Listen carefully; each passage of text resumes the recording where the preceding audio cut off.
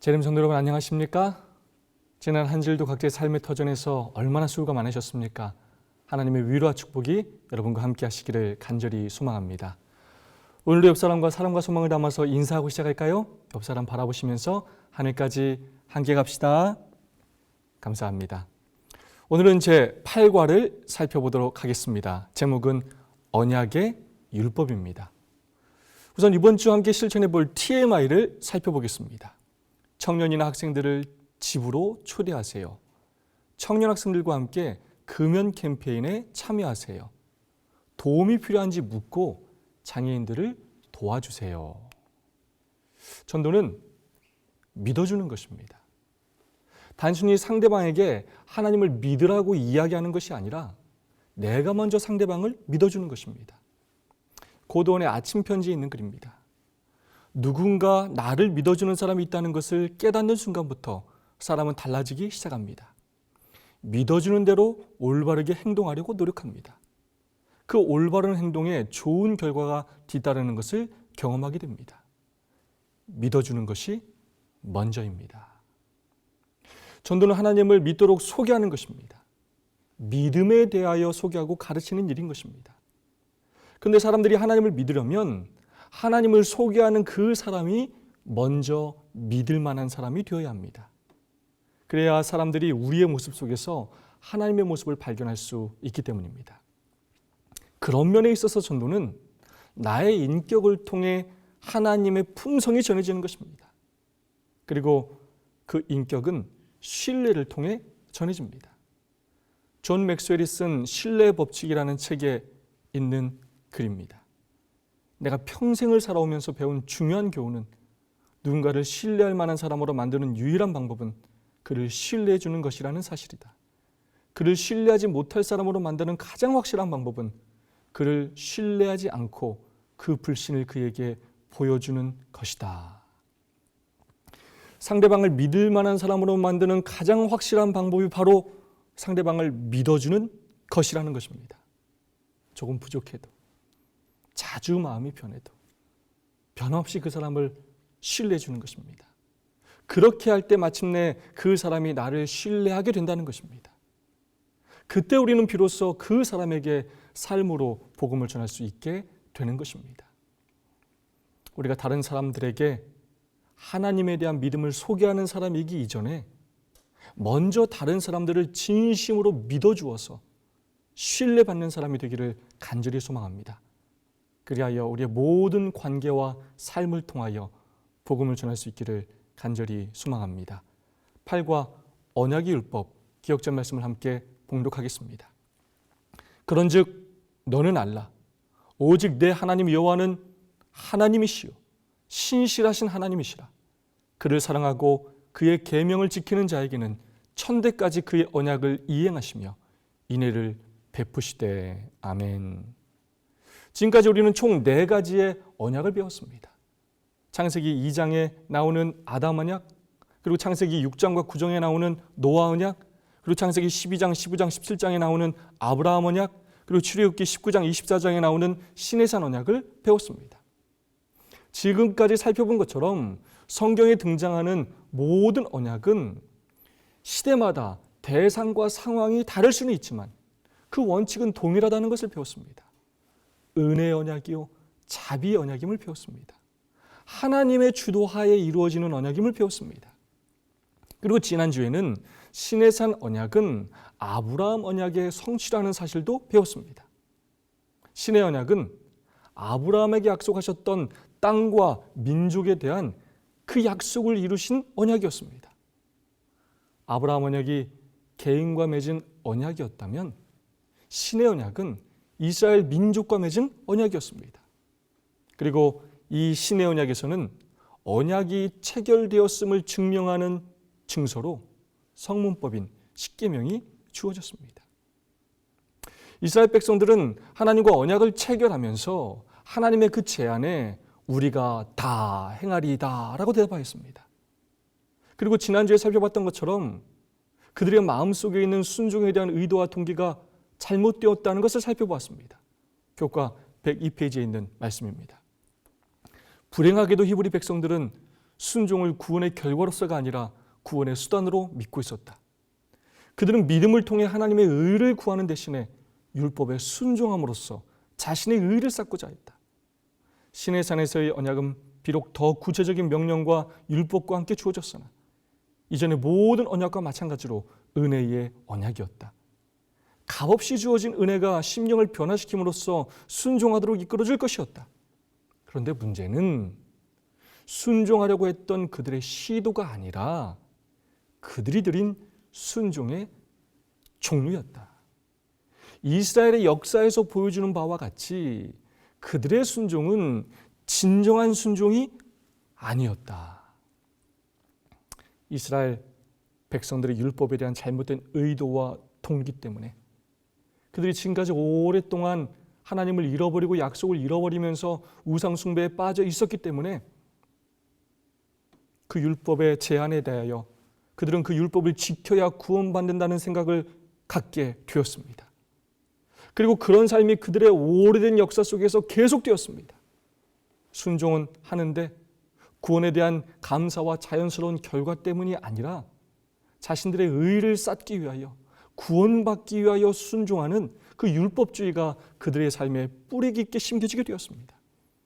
그리고 그런 사상들이 오늘날 율법을 중요하게 여기는 많은 그리스도인들의 삶까지 자리 잡게 되었습니다. 그래서 오늘날 신의 언약은 행위의 언약이다 라고 생각하고 주장하는 사람들이 많이 있습니다. 여러분, 정말 그렇습니까? 신의 언약이 행위의 언약입니까? 우리가 순종했기에 구원을 받는 것입니까? 절대로 그렇지 않습니다. 우리는 이미 오랜 시간 이 부분에 대하여 공부하며 하나님의 모든 언약이 은혜의 언약임을 배웠습니다. 이번 주 교과는 이 질문에 대한 답을 다시 한번 제공하며 시내산 언약에서의 그 율법의 위치와 율법의 역할, 언약과 율법의 관계에 대하여 이야기하고 있습니다.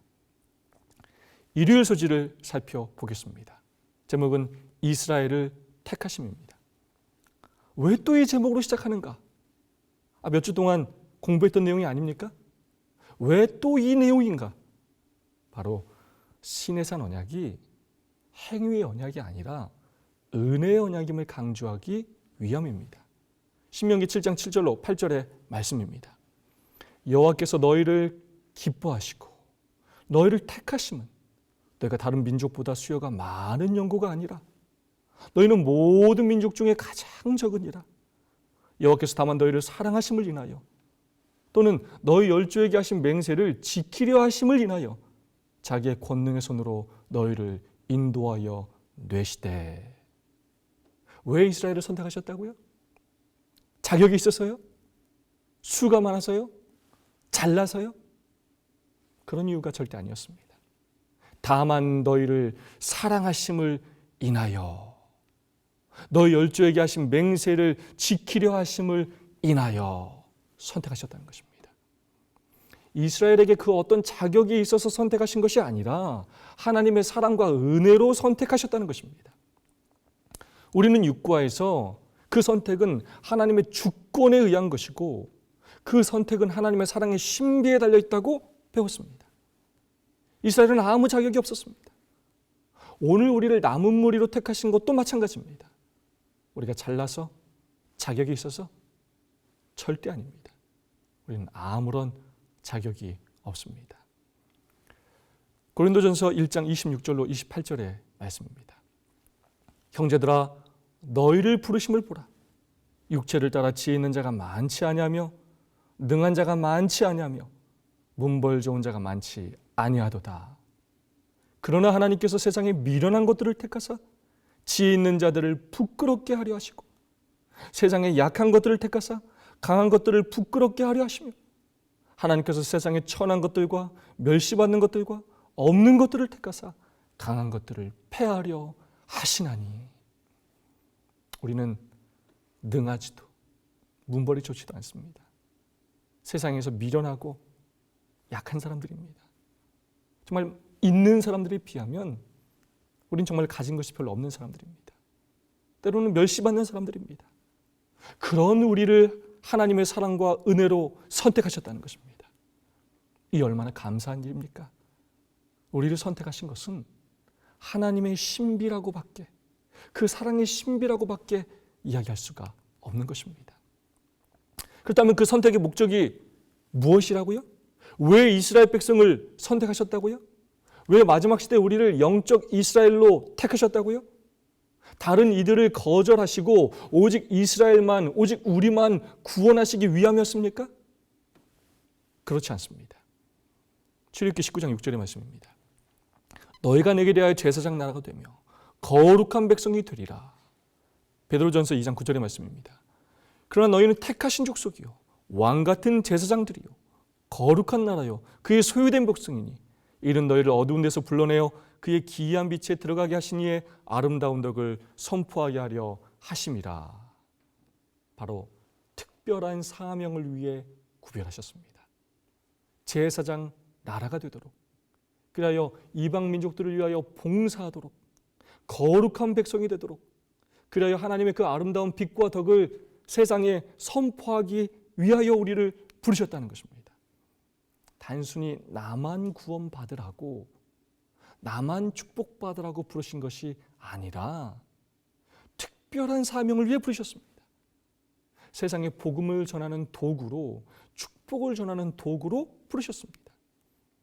하나님께서 이스라엘을 택하신 목적, 시대의 소망 27페이지의 말씀입니다. 하나님께서는 일찍이 이스라엘을 택하셨다. 하나님께서는 당신의 율법과 또한 구주를 알려주는 표상과 예언의 지식을 인류 가운데 보존하도록 그들을 부르셨다. 그는 그들이 세상에서 구원의 셈이 되기를 원하셨다. 그들은 사람들에게 하나님을 드러내야 할 것이었다. 왜 부르셨다고요? 어떤 사명을 주셨다고요? 세 가지로 이야기하고 있습니다. 첫 번째, 하나님의 율법을 보존하기 위해서라는 것입니다. 두 번째, 세상에서 구원의 셈이 되게 하기 위해서라는 것입니다. 그리고 세 번째, 그 모든 일들을 통해서 사람들에게 하나님을 드러내기 위해서라는 것입니다. 우리는 지난주에 이스라엘이 민족으로서 왜 실패했는지를 배웠습니다. 자신의 구원과 축복만 생각하고 사명은 감당하지 않았기 때문이었습니다. 구원의 샘물이 흐르는 축복의 통로가 아니라 고인물이 되었기 때문이었습니다. 왜 몇 주에 걸쳐서 반복해서 교과가 이 점을 강조하고 있는가 생각해 보게 됩니다. 반복해서 우리를 부르신 목적을 이야기함에도 불구하고 반복해서 계속 나의 구원만을 생각하며 나의 축복만을 생각하며 살기 때문이 아닌가 하는 생각이 들었습니다. 그렇게 하나님께서 거듭 말씀하심에도 불구하고 사명을 감당하지 않고 여전히 나의 의를 쌓으려고 노력하며 내 힘으로 구원받는다고 생각하며 살기 때문이 아닌가 하는 생각을 하게 되었습니다. 하나님은 거듭 반복해서 호소하시는데 오늘 내가 반복해서 이스라엘 백성들의 그 역사를 따르고 있지는 않은지 돌아보게 되었습니다. 이를수주 교훈의 말씀입니다. 하나님께서 고대 이스라엘과 현대 영적 이스라엘을 택하신 것은 구원을 독점하는 배타적인 무리가 아니라 세상의 복음의 기별을 전파하는 도구로 부르신 것이다. 오늘 저와 여러분이 놀라운 은혜와 축복으로 불러주신 그 부르심에 합당한 삶을 살아갔으면 좋겠습니다. 오늘 우리를 통해서 하나님의 율법이 보존되고 영원히 목마르지 않는 구원의 샘물이 이웃들에게 흘러가고 그리하여 우리의 모든 삶의 모습을 통하여 하나님의 모습이 드러나게 되기를 소망합니다. 축복의 통로로서의 삶을 살게 되기를 소망합니다. 월요일 소식입니다. 결속을 굳게 해주는 율법입니다. 신명기 4장 13절의 말씀입니다. 여호와께서 그의 언약을 너에게 반포하시고 너에게 지키라 명령하셨으니 곧 십계명이라 두 돌판에 친히 쓰신 것이라. 언약을 반포하시고 그 언약을 무엇이라 부르셨습니까? 십계명이라고 부르셨습니다. 십계명, 곧 그 율법을 언약이라고 부르셨다는 것입니다. 이 언약과 율법이 서로 다른 것이 아니라 율법이 바로 언약이라는 것입니다. 출애굽기 34장 28절의 말씀입니다. 모세가 여호와와 함께 40일 40야를 거기 있으면서 떡도 먹지 아니하였고 물도 마시지 아니하였으니 여호와께서는 언약의 말씀 곧 십계명을 그 판들에 기록하셨더라. 여기서도 마찬가지입니다. 십계명, 율법을 무엇이라 표현했습니까? 언약의 말씀이라고 표현하고 있습니다. 부조화 선지자 348페이지의 말씀입니다. 그것은 하나님께서 친히 십계명을 새기신 돌판의 보관소로 만들어졌다. 그러므로 그것은 하나님의 증거궤라고 불렸으며 십계명이 하나님과 이스라엘 사이에 체결된 언약의 기초였기 때문에 언약궤라고도 불렸다. 십계명이 언약의 기초였기 때문에 십계명의 그 보관소를 법궤라는 용어뿐만 아니라 언약궤라고 불렀다는 것입니다. 성경은 십계명을 율법이라고 표현하기보다 언약이라고 표현하기를 더 즐겨했던 것 같습니다.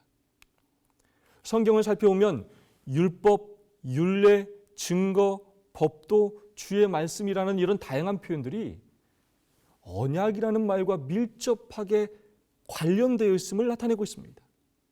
성경에 나타난 예들을 한번 살펴보겠습니다. 주의 말씀을 준행하고 주의 언약을 지킴으로 말미암음이로다. 신명기 33장 9절입니다. 주의 말씀과 주의 언약을 동일시하고 있습니다. 시편 25편 10절입니다. 여호와의 모든 길은 그의 언약과 증거를 지키는 자에게 인자와 진리로다. 언약과 증거를 또 함께 사용하고 있습니다. 시편 50편 16절입니다. 내가 어찌하여 내 율례를 전하며 내 언약을 내 입에 두느냐. 또 동일하게 사용하고 있습니다. 시편 78편 10절입니다. 그들이 하나님의 언약을 지키지 아니하고 그의 율법 준행을 거절하며 역시 똑같이 그렇게 사용하고 있습니다. 시편 103편 18절의 말씀입니다. 곧 그의 언약을 지키고 그의 법도를 기억하여 가는 자에게로다. 율법, 율례, 증거, 법도, 주의 말씀 같은 표현들이 언약이라는 말과 같은 뜻으로 사용되고 있다는 것입니다.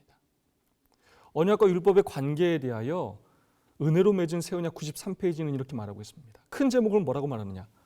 언약은 율법을 포함함이라고 말하면서 이렇게 설명하고 있습니다. 율법은 하나님께서 제시하신 구체적인 삶의 길로서 하나님과 인간 사이의 언약 안에 규정되었다. 그러므로 율법과 함께 하나님의 언약은 하나님의 그분의 백성들을 구속의 상태로 유지하시는 수단이 된다. 율법이 언약 안에서 규정된다는 것입니다.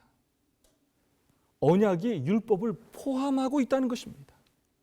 그리고 이 언약과 율법은 하나님의 백성을 구속의 상태로 유지하는 수단으로 사용된다는 것입니다.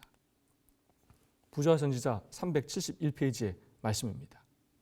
언약의 기초인 율법.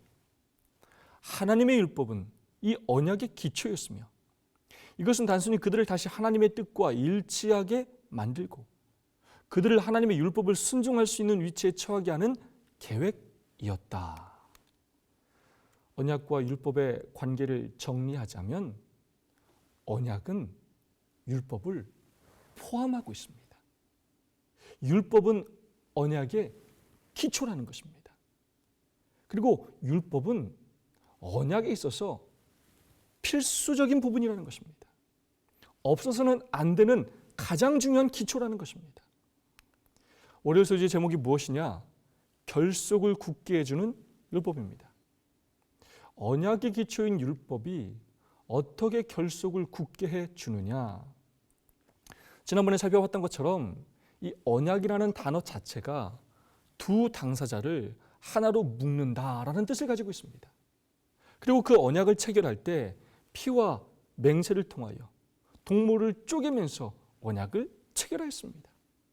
그러면서 두 사람은 언약 관계 안에 있는 한 자신들의 생명을 걸고 그 언약을 지켜야 할 특별한 관계가 되는 것이었습니다. 전에도 여러 번 배웠었죠? 교과 24페이지 말씀입니다. 언약은 관계와 합의를 정해준다. 그 언약은 피와 맹세로 언약을 체결한 그들의 관계가 어떤 관계인지를 가르쳐주고 뿐만 아니라 언약의 그 기초인 율법을 통해서 그들이 서로 합의한 내용이 어떤 내용인지를 정확히 가르쳐주고 있는 것입니다. 그런 의미에서 이 율법은 두 사람 간의 결속을 굳게 해주는 그 역할을 하고 있는 것입니다. 두 사람의 관계를 연결해주는 그 끈, 묶어주는 일을 하고 있는 것입니다. 서로 합의한 부분에 대하여 충성하고 순종함으로써 그 관계를 지속할 수 있는 역할을 해주고 있는 것입니다. 언약 관계의 의미를 가장 잘 나타내주는 제도가 있다면 바로 결혼제도일 것입니다. 안타깝게도 서로 사랑해서 결혼했지만 끝까지 사랑하겠다고 변하지 않겠다고 맹세했지만 그 약속을 지키지 못하고 이혼하는 부부들이 많이 있습니다. 왜 이혼하느냐? 그 이혼 사유가 이런 통계로 나왔습니다.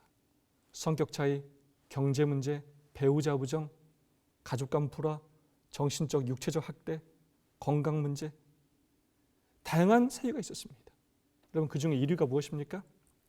성격 차이라고 합니다. 좋게 말해서 성격 차이지 안 맞는다는 것입니다. 한 마음이 아니라는 것입니다. 마음이 갈라진 것입니다. 신뢰가 무너진 것입니다. 그래서 사랑하지 않는다는 것입니다. 관계가 깨어진 것입니다. 그러면서 전과는 말과 행동이 이제 달라지기 시작하는 것입니다. 합의한 내용들이 지켜지지 않는다는 것입니다. 요즘 결혼하는 부부들이 결혼하면서 부부 서약서라는 것을 많이들 작성한다고 합니다. 서로 결혼하면 그리고 살아가면서 지켜야 할 것들을 미리 구체적으로 정해서 서약을 한다고 합니다. 어떤 부부가 올린 내용입니다. 서로가 원하는 것들 가능한 따라주기, 어떠한 것도 서로에게 강요하지 않기, 내 식대로 변화되길 요구하지 않기, 밥은 꼭 차려주겠습니다. 차려준 밥의 설거지는 꼭 하겠습니다. 여러분 이 서약들이 잘 지켜진다면 부부 사이가 좋은 관계를 유지할 수 있을까요? 그럴 것 같습니다. 그러나 이 서약들이 잘 지켜지지 않는다면 아내는 결국 밥을 차려주지 않을 것입니다. 그러다 보면 남편은 설거지할 일도 없을 것이고 그러다 보면 결국 관계는 깨어지게 되는 것입니다. 관계가 유지되기 위해서는 합의한 내용들이 존재한다는 것, 관계의 기초가 되는 그 율법이 존재한다는 것이 얼마나 중요한지를 말해주고 있는 것입니다. 교훈의 말씀입니다. 계약에 있어서 아무런 규칙이 없다면 그 관계는 오래 지속될 수 없다. 따라서 당신의 율법을 지키라고 하신 하나님의 요구는 오늘날에도 유효하다. 하나님께서 우리에게 율법을 주시는 이유가 무엇이냐? 바로 우리와의 언약 관계를, 구속의 상태를 계속해서 유지하고 싶어 하시기 때문입니다. 율법에 순종함으로 하나님과의 그 사랑의 관계를 계속 유지하는 저와 여러분이 되기를 간절히 소망합니다. 화해수지입니다. 언약에 있어서의 율법. 신명기 10장 12절 13절의 말씀입니다. 이스라엘아 내 하나님 여호와께서 내게 요구하시는 것이 무엇이냐? 곧 내 하나님 여호와를 경외하여 그의 모든 도를 행하고 그를 사랑하며 마음을 다하고 뜻을 다하여 내 하나님 여호와를 섬기고 내가 오늘 내 행복을 위하여 내게 명하는 여호와의 명령과 규례를 지킬 것이 아니냐? 여러분은 율법이라는 이 말을 들으면 어떤 이미지가 가장 먼저 떠오르십니까? 통제, 규율, 체벌, 재판, 감옥 같은 부정적인 이미지가 떠오르십니까? 아니면 질서, 안정, 평화, 사랑 같은 긍정적인 이미지가 떠오르십니까? 이 사람의 경험에 따라 또 이해에 따라 다 다르게 다가올 것입니다. 그렇다면 성경이 말하고 싶어하는, 성경이 보여주고 싶어하는 이 율법의 이미지는 어떤 것일까요? 저는 개인적으로 이 한 단어에 그 답이 들어있다고 개인적으로 생각합니다. 내가 오늘 내 행복을 위하여 내게 명하는 여호와의 명령과 규례를 지킬 것이 아니냐. 바로 행복이라는 단어입니다. 왜 율법을 주신다고요? 행복하라고. 우리의 행복을 위해 주신다는 것입니다. 이 율법이라는 말은 히브리어로 토라인데 토라는 구약에서 약 220번 사용되었다고 합니다. 이 토라라는 말은 지적하다, 가르치다 혹은 지시하다라는 뜻을 가진 호라에서 온 말이라고 합니다. 도덕적, 국가적, 사회적 및 종교적인 것을 총망라한 하나님의 모든 가르침을 지칭하기 위해 사용된 단어입니다. 하나님께서 당신의 백성에게 베푸신 모든 지혜로운 권면을 다 통칭하여 사용하는 단어입니다. 농사에 관련된, 사회생활에 관련된, 국가 통치에 관련된, 예배에 관련된 모든 권면들을 다 포함하고 있습니다. 왜 이렇게 자세한 가르침과 권면을 주신다고요? 왜 순종하라고 명령하신다고요? 바로 우리의 그 구속의 상태를 유지할 뿐만 아니라 우리를 행복해지게 하시기 위함이라는 것입니다. 율법의 기능 세 가지가 있습니다. 첫 번째는 무엇이냐? 바로 거울의 역할을 합니다. 우리로 하여금 그 율법을 바라봄으로 내가 얼마나 죄인인지, 내가 얼마나 의롭지 못한 삶을 살고 있는지, 나에게 얼마나 하나님이 그리고 그리스도가 필요한지를 깨닫게 해주는 역할을 하는 것입니다. 두 번째는 바로 나침판의 역할입니다. 나침판이 남북을 정확히 가르쳐 주듯이 무엇이 옳은 길인지, 무엇이 의이고 구원의 길인지, 우리가 어떠한 삶을 살아야 할지, 하나님의 백성으로서 어떤 법을 지켜야 할지를 바르게 가르쳐 주는 역할을 하는 것입니다. 그리고 세 번째는 바로 울타리의 역할입니다. 울타리가 안에 있는 동물들을 안전하게 보호해 주는 것처럼 이 율법은 우리를 죄로부터 보호해 줄 뿐만 아니라 사단의 시험과 유혹으로부터 우리를 보호해 주는 그 역할을 하고 있는 것입니다. 율법은 우리가 행복해지기를 바라시는 하나님의 간절한 바람이라는 것입니다. 하나님께서 창조하신 피조물인 인간은 하나님의 말씀에 순종할 때만 행복할 수가 있습니다. 그리고 행복할 수 있는 방법을 우리 하나님은 너무나 잘 알고 계십니다. 그리고 그 모든 방법들을 하나님은 율법 안에 다 담아 놓으셨습니다. 그러므로 율법은 우리가 행복해지기를 바라시는 하나님의 간절한 바람이요, 삶의 행복 정답지인 것입니다. 가려뽑은 기별 1권 374페이지의 말씀입니다. 복음은 율법의 주장을 약화시키지 않으며 오히려 율법을 높이고 존귀케 한다. 새 언약 아래서 요구되는 것은 옛 언약 아래서 요구된 것에 비하여 조금도 덜한 것이 없다. 하나님께서는 당신의 자녀들에게 완전한 순종을 요구하신다. 복음이 율법을 약화시키는 것이 아니라 오히려 높이고 존귀케 한다는 것입니다. 복음은 좋은 것이고 율법은 우리의 삶을 불편하게 하고 올가매는 나쁜 것이 아니라는 것입니다. 복음이 좋은 소식이듯 율법 또한 우리 인생의 행복 정답지이기에 행복의 기초라는 것입니다. 교훈의 말씀입니다. 언약에 있어서 율법은 필수적인 부분으로서 하나님께서 당신의 백성들의 행복을 위해 주신 것이다. 그들은 율법에 순종함으로써 복을 받았다. 하나님께서 얼마나 우리 행복을 바라시는지 그 사랑을 가슴 깊이 깨닫고 율법을 사랑하며 즐거이 순종하는 저와 여러분이 되었으면 좋겠습니다. 언약은, 율법은 언약의 동반자인 사람들에게 주신 새 생활의 지침서라는 것입니다. 이렇게 살면 행복하다, 이렇게 살아라, 끊임없이 우리에게 권면해주고 계십니다. 수요일 소식입니다. 제목은 율법의 안정성입니다. 말라기 3장 6절의 말씀입니다. 나 여호와는 변하지 아니하나니 그러므로 야곱의 자손들아 너희가 소멸되지 아니하느니라. 한 말씀 더 보겠습니다. 야고보서 1장 17절의 말씀입니다.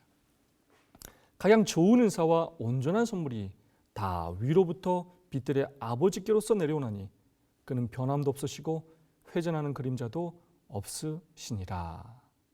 이 안정성이라는 말을 사전에서 찾아보았더니 이렇게 설명하고 있습니다. 바뀌어 달라지지 아니하고 일정한 상태를 유지하는 성질. 이 두 성경절은 하나님이 어떤 분이심을 말하고 있습니다. 변하지 않으시는 분, 동일하신 분, 신실하신 분이심을 말하고 있습니다. 하나님이 변하지 않는 것처럼 하나님의 품성의 사본인 율법도 변하지 않는다는 것입니다. 이 세상에 대하여 부조화 선지자 33페이지는 이렇게 말하고 있습니다. 하나님의 율법의 영속성. 하나님은 사랑이시라. 그분의 본성과 그분의 율법은 사랑이다. 이것은 과거에도 그러했고 미래에도 영원히 그러할 것이다. 하나님의 본성처럼 이 율법도 영원히 변하지 않는다는 것입니다. 구원의 관점이라는 책 143페이지에 이런 글이 있습니다. 하나님이 신뢰할 만한 분이라는 확신은 그분이 율법의 하나님이시라는 사실에 근거한다. 그분의 뜻과 그분의 율법은 하나이다. 하나님께서 옳다 하신 일은 옳은 것이다. 왜냐하면 그것이 최상의 관계를 묘사하고 있기 때문이다. 하나님과 하나님의 뜻과 그 율법은 하나이고 그것은 절대로 변하지 않을 것이라는 것입니다. 교과 수요일 소지 중간에 이런 질문이 있습니다. 율법이 사람을 구원할 수 없다면 왜 하나님께서 그것을 언약의 한 부분으로 만드셨는가? 율법의 역할이 무엇인지에 대하여 질문하면서 답을 제공하고 있습니다. 율법에 대한 가장 기본적인 정의를 계속해서 설명하면서 하나님의 품성의 사본이라고 이야기합니다. 보이지 않는 하나님께서 어떤 분이신지를 언약 관계 안에 있는 당신의 백성들에게 보여주시는 도구입니다. 또한 율법은 하나님의 정부의 헌법입니다. 구원받은 백성들이 하늘 시민으로서 어떻게 살아야 하는지를 가르쳐주는 지침입니다. 또한 율법은 언약 관계의 표준이요 또는 의무입니다. 하나님과 언약을 맺은 우리가 어떤 합의를 했는지 피와 맹세를 통해 무엇을 지키며 살아야 할지를 가르쳐주는 도구입니다.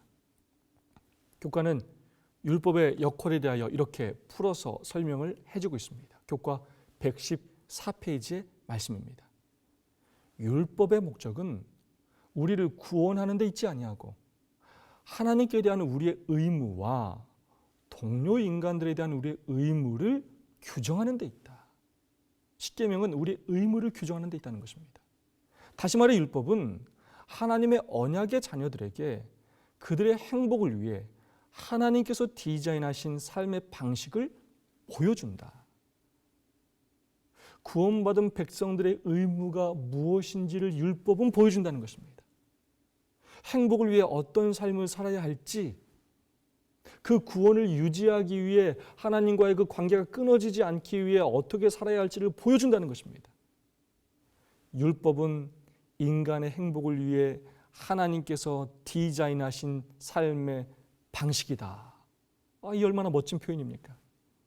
멋진 행복 디자이너이신 하나님께서 우리에게 주신 최고의 선물인 것입니다. 멋진 행복 디자이너신 하나님께 우리의 삶을 맡기고 순종한다면 우리는 얼마나 멋지고 행복한 삶을 살 수가 있겠습니까? 율법을 주신 하나님께 감사하며 기쁨으로 순종하는 저와 여러분 되기를 소망합니다. 목요일서지입니다. 만일이라는 제목입니다. 창세기 18장 19절의 말씀입니다. 내가 고로 그 자식과 건소에게 명하여 여호와의 도를 지켜 의와 공도를 행하게 하려고 그를 택하였나니 이는 나 여호와가 아브라함에 대하여 말한 일을 이루려 함이니라. 아브라함을 부르신 이유가 여호와의 도를 지켜 의와 공도를 행하게 하기 위함이라고 말씀하셨습니다. 그리고 아브라함은 신실하게 순종하였습니다. 창세기 26장 4절로 5절의 말씀입니다. 내 자손을 하늘의 별과 같이 번성케 하며 이 모든 땅을 내 민족에게 주리니 내 자손을 인하여 천하 만민이 복을 받으리라. 이는 아브라함이 내 말을 순종하고 내 명령과 내 계명과 내 율례와 내 법도를 지켰음이니라 하시니라. 출애굽기 19장 5절의 말씀입니다. 세계가 다 내게 속하였나니 너희가 내 말을 잘 듣고 내 언약을 지키면 너희는 열국 중에서 내 소유가 되겠고. 레위기 26장 3절의 말씀입니다. 너희가 나의 규례와 계명을 준행하면, 만일 너희가 내 말을 잘 듣고 내 언약에 순종하면 약속한 축복을 주겠다고 거듭거듭 말씀하셨습니다. 순종은 언약의 기본입니다. 언약은 하나님의 은혜로 주어지지만 무조건적이지 않습니다. 조건적입니다. 지금까지 매주 반복해서 배웠던 내용들입니다. 하나님의 언약은 은혜의 언약이고 자비의 언약이며 하나님 주도적이라고 배웠습니다. 먼저 구원을 베푸셨습니다. 그러나 하나님은 절대로 억지로 강제로 그 구원을 주지 않으셨습니다. 하나님은 우리를 하나님의 형상대로 영적이고 도덕적인 존재로 자유의지를 가진 존재로 창조하셨기에 참된 사랑을 위해, 참된 언약관계를 위해 우리로 하여금 선택할 수 있는 기회를 주셨습니다. 우리가 그 사랑을 받아들이면, 그 약속들에 순종하면 하나님이 그 약속이 성취되고 축복을 주시겠다고 약속하셨습니다. 그런 면에 있어서 이 순종은 약속을 얻기 위한 도구가 아니라 약속이 이루어지게 할 수 있는 도구인 것입니다. 약속을 얻기 위한 도구가 아니라 약속을 이루어지게 할 수 있는 중요한 도구인 것입니다. 약속 성취의 필수 요건인 것입니다. 교과 116페이지에 있는 말씀입니다. 이스라엘의 순종은 여호와께로부터 축복받은 자들의 모습이 어떠한가를 드러내는 하나의 표현이었다. 순종이 축복을 얻는 수단이 되어 하나님으로 하여금 축복을 베푸실 의무를 지시하도록 하는 것이 아니라 오히려 순종은 믿음의 축복이 드러날 수 있는 환경을 조성해 준다. 이 순종은 믿음의 축복이 드러날 수 있는 그 환경을 조성해 준다는 것입니다. 신명기 5장 33절의 말씀입니다. 너희 하나님 여호와께서 너에게 명하신 모든 도를 행하라. 그리하면 너희가 살 것이요 복이 너희에게 있을 것이며 너희가 차지한 땅에서 너의 날이 길리라. 하나님은 오늘도 우리에게 축복을 주시기 위하여 다가오시어 언약관계를 맺으시고 우리의 행복을 위하여 율법을 허락해 주셨습니다. 순종하면 살 것이고 복을 받을 것이라고 약속하셨습니다. 마침내 하늘 가나안 땅을 차지하게 될 것이고 영원한 생명을 얻을 것이라고 약속하셨습니다. 하나님께서는 하나님의 하실 일을 다 하셨습니다. 이제 선택은 우리의 몫입니다. 하나님은 여전히 우리가 자발적인 순종을 하기를 기대하시며 기다리고 계십니다. 순종의 길을 선택하여 걸어가는 저와 여러분이 되기를 소망합니다. 금요일 소식입니다. 성경 주소 9권 442페이지에 있는 말씀입니다. 사람이 그리스도의 능력과 은혜로 말미암아 하나님의 율법의 계율들을 지키기 시작하고자 한다면 그 이전에 반드시 마음속에 사랑이 있어야 한다. 사랑 없는 순종은 아무 소용이 없을 뿐더러 불가능한 것이다. 그러나 사랑이 현존하는 곳에서 사람은 하나님의 계명들에 표현된 하나님의 뜻에 조화되도록 삶을 바로잡기 시작할 것이다. 몇 년 전에 미국에서 있었던 일입니다. 이 브레이드는 엄마와 함께 월마트에서 쇼핑을 하고 있었습니다. 시간이 조금 지나자 지루하고 쇼핑에 관심이 없었던 이 브레이드는 엄마 몰래 다른 곳에 갔습니다. 잠시 후 엄마는 아들 브레이든이 사라진 것을 발견하고 놀라고 다급한 가운데 온 마트를 뛰어다니며 아들을 찾기 시작했습니다. 다행히 오래지 않아 엄마는 아들을 찾아냈고 혼쭐을 내줄 생각을 갖고 있었습니다. 그러나 그녀는 아들의 모습을 보자 온몸이 얼어붙어 그럴 수 없었다고 합니다. 아들이 바로 그 가게 앞 벤치에서 무릎을 꿇고 있었기 때문이었습니다. 처음에 그녀는 아들이 대체 무엇을 하는지 이해할 수가 없었습니다. 잠시 후 다가갔을 때 그 아들의 목소리를 통하여 자신의 아들이 지금 기도하고 있다는 것을 알게 되었습니다. 갑자기 왜 여기에서 기도를 하는 것일까 하고 혼란스러워하고 있을 때 아들의 머리 위에 있는 게시판을 쳐다보게 되었습니다. 바로 미아를 찾는 게시판이었습니다. 브레이드는 엄마를 찾는 대신 미아를 찾는 게시판 앞에서 무릎을 꿇고 그 아이들이 엄마를 찾을 수 있길 바라며 기도하고 있었습니다. 그가 마음을 보인 곳은 로봇 가게가 아니었습니다. 장난감도 먹는 것도 아니었습니다. 그는 부모를 만나지 못하고 있는 자신의 또래의 아이들을 보자 그 자리에 멈춰서 맨바닥에 무릎을 꿇은 채 기도하고 있었던 것입니다. 이 어린 소년의 감동적인 모습을 통해서 많은 반성을 하게 되었습니다. 그가 보인 관심과 행동이 그리스도인인 우리가 어떻게 살아야 하는지를 보여주는 것 같았습니다. 하나님의 율법의 계율들을 지키기 시작하고자 한다면 그 이전에 반드시 마음속에 사랑이 있어야 한다. 우리가 율법의 은혜의 언약 아래 율법 안에 살아가지만 우리가 때로 내 코가 석자여서 내가 갈 길을 잃어버렸어. 내 할 일이 너무나 많아서 내 아들을 찾느라 다른 사람의 도움과 필요를 위해 길을 멈추어 다른 사람의 삶에 관심을 갖고 무릎을 꿇지 못할 때가 얼마나 많이 있습니까? 여전히 내 삶에, 내 구원에, 내 축복에 집중하며 집착하며 살 때가 얼마나 많이 있습니까? 율법의 참된, 언약의 참된 그 의미를 아는 저와 여러분이 그 율법의 핵심인 사랑을 경험하고 이웃들에게 나눌 수 있는 삶을 살기를 소망합니다. 우리의 삶이 더 이타적이고 나누며 섬기는 삶이 되기를, 예수님의 심정으로 예수님의 손이 되어 하나님의 뜻에 조화되는 삶이 되기를 진심으로 간절히 바라면서 8과 교과 공부를 마치도록 하겠습니다. 감사합니다.